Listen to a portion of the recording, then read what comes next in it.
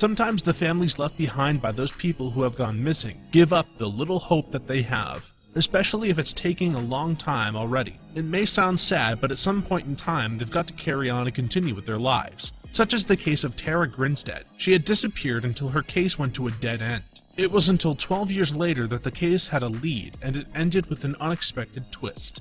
Born in central Georgia, Tara Grinstead had a fairly ordinary childhood. She was conventionally pretty and very popular.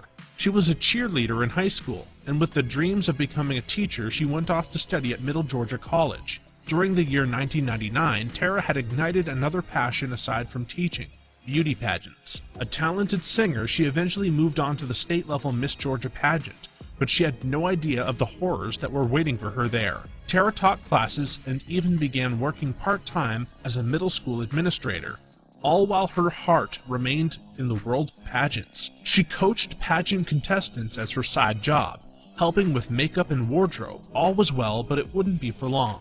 One day, Tara attended a beauty pageant and enjoyed a cookout with some friends. Then, 2 days later, she mysteriously never showed up to work. She'd been in such good spirits, her friends had noted. Was there something wrong? Worried, her co-workers turned to the authorities. Authorities searched Tara's property for clues about her whereabouts. The front door was locked and her cell phone was inside. Her car was in the driveway, unlocked. Her dog and cat were home. Strangely, the only things missing were her keys and her purse. There were a few odd details, however. A latex glove, the type worn by police officers and medical workers, was found in her yard. An investigator said that the cops suspected foul play from the beginning, but found little physical evidence. Technically, she remained classified as a missing person. Volunteers helped search on foot while Tara Command Center was set up with a telephone tip line and a website. The website was www.findtara.com.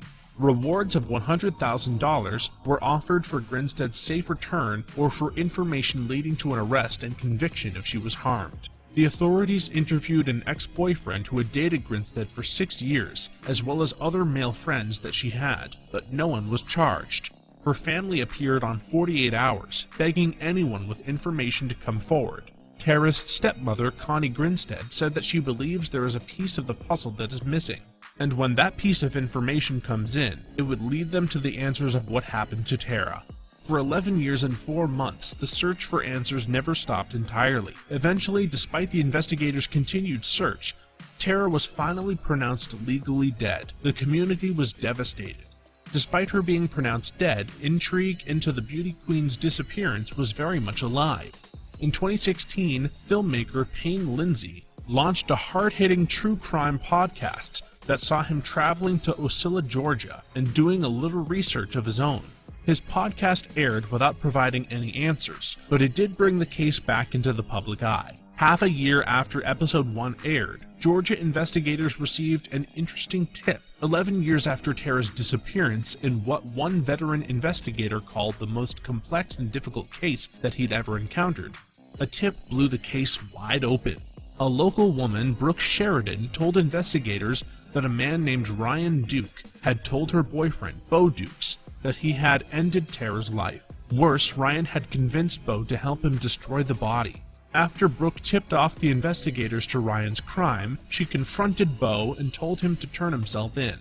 Currently, he is awaiting trial for concealing the incident that happened to Tara Grinstead.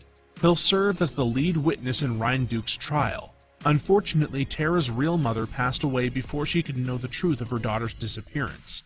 Still, the city has found a certain peace in the revelation. When facing dire circumstances, the tiny town of Ocilla put together an inspiring effort to find a lost soul who was dear to the city.